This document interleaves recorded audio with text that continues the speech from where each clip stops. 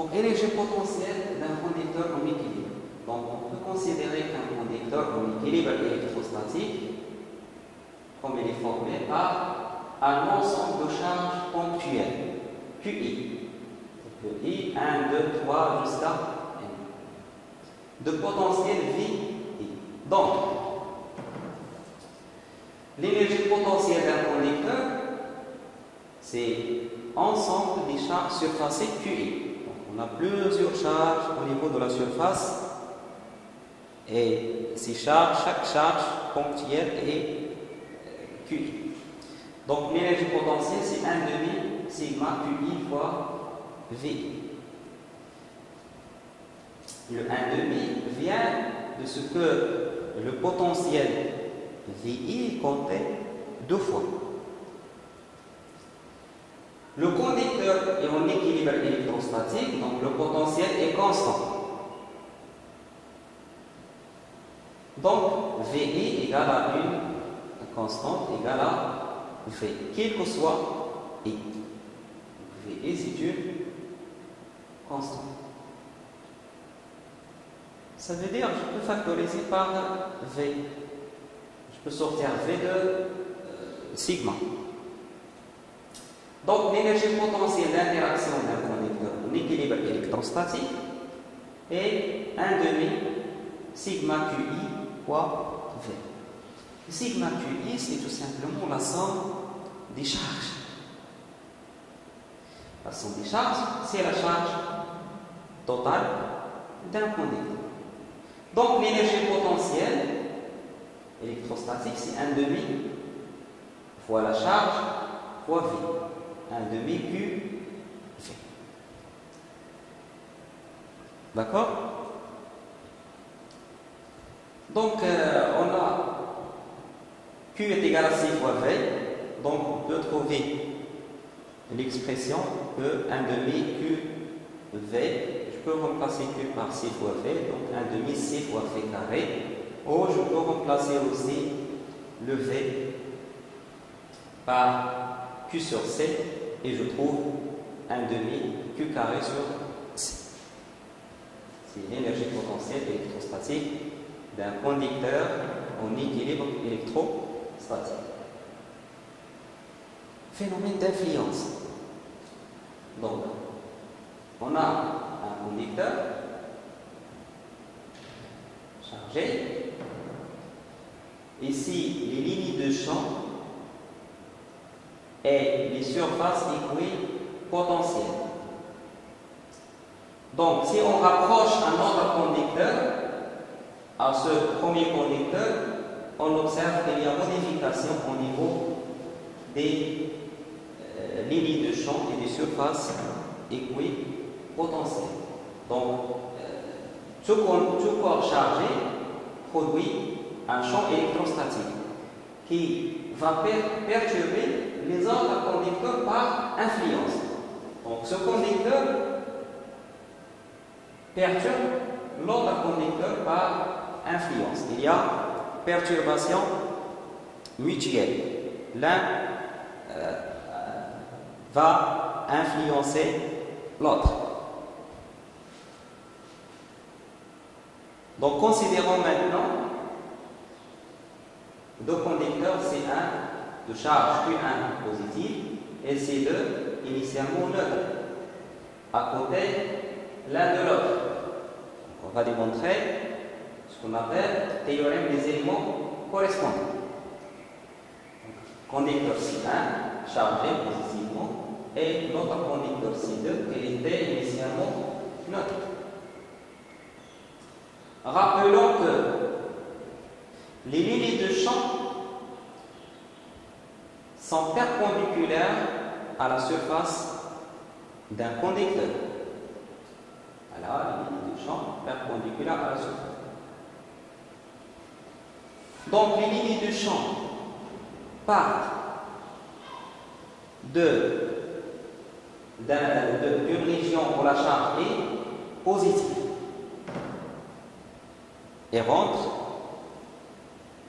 dans la région où la charge est négative.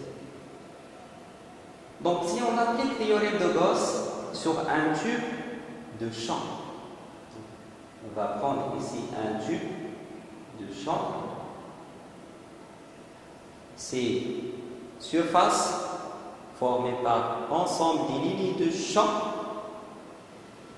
qui s'appuient sur un contour fermé. Voilà un contour fermé.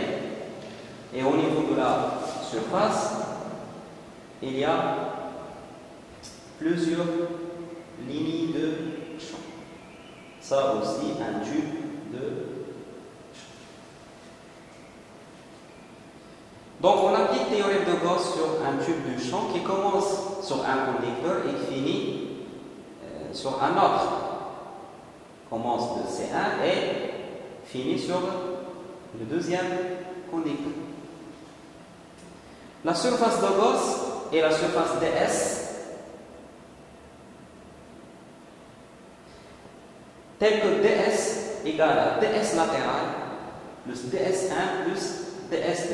Donc ds, la surface de Gauss, se compose de la surface latérale, surface ds1, surface ds2.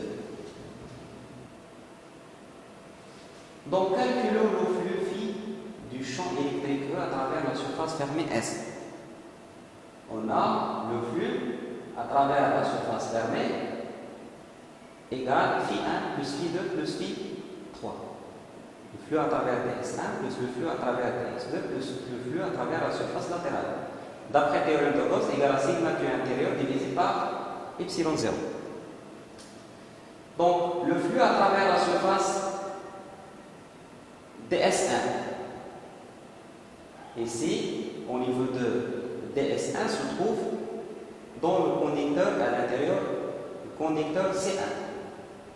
Donc le champ électrique et le champ E1 intérieur. Puisque le champ électrique à l'intérieur de C1 est nul, parce que la propriété d'un conducteur en équilibre électrostatique est nulle, donc le flux est aussi nul. Même chose pour le flux à travers ds2. Puisque le champ électrique au niveau à l'intérieur de C2 est nul, donc le flux aussi nul. Donc, le flux à travers la surface latérale. La surface latérale est formée par des lignes de champ. Donc, le champ électrique est tangent à la surface latérale. Parce qu'il est tangent aux lignes de champ. Et le vecteur surface ds latérale est perpendiculaire à la surface. Donc, le produit scalaire est nul. Donc, on trouve que phi1, phi2 et 3 sont nuls. Donc, la somme, d'après le théorème de Gauss, la somme des charges à l'intérieur de la surface de Gauss sur epsilon 0 égale à 0.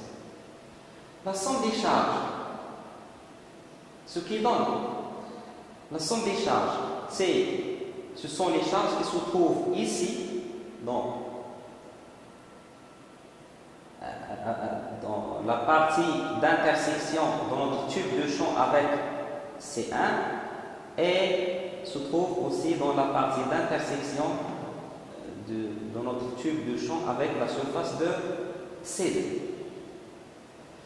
Ce qui résulte que la charge au niveau de la surface de C1 c'est Q1' plus la charge au niveau de la surface C2 c'est Q2' égale à 0. Donc Q2' égale à moins Q1'.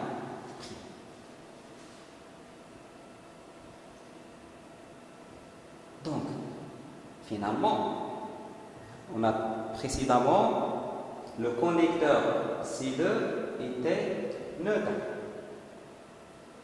On rapproche C2 à C1, on a démontré que une charge qui apparaît sur C2 et la charge qui apparaît est égale moins la charge qui était dans C1, et ceci dans un même tube de champ.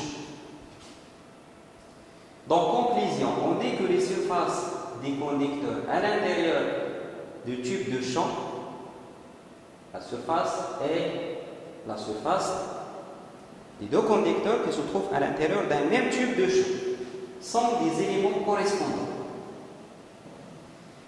Et les charges portées par ces éléments sont égales et opposées. Alors, théorème des éléments correspondants. Deux éléments correspondants portent des charges égales et opposées. Deux éléments correspondants portent des charges égales et opposées.